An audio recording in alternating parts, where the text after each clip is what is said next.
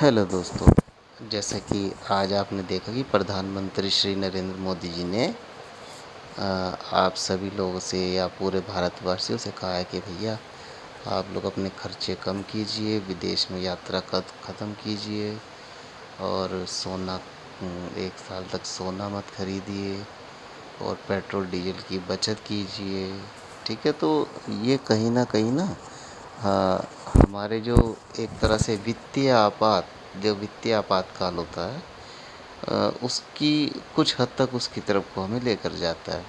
भारत में अभी तक वित्तीय आपात नहीं लगा है। वित्तीय आपात होता क्या है भाई? देखो, भारतीय संविधान का अनुच्छेद है 360। ठीक है, यह अनुच्छेद जो होता है वित्तीय आपातकाल से संबंधित है।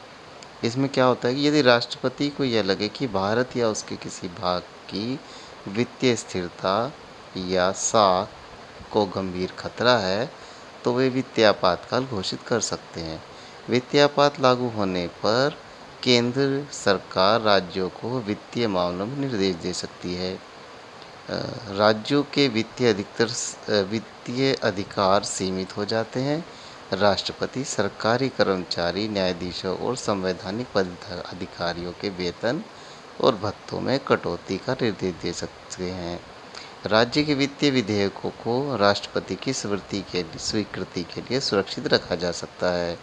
वित्तीय आपातकाल संसद को स्वीकृति के बाद तब तक लागू रह सकता है जब तक उसे वापस ना लिया जाए।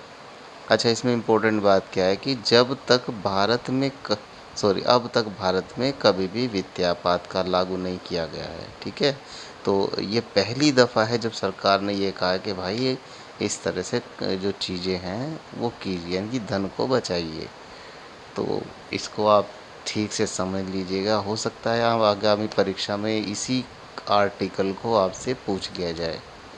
ठीक है, और कॉन्स्टिट्यूशन के बारे में अगर आपको पढ़ना है तो एक बहुत अच्छी वेबसाइट है सिविल हब 50 नाम से, और इसका लिंक मैं हो सकेगा तो मैं दे दूँगा इसके अंदर।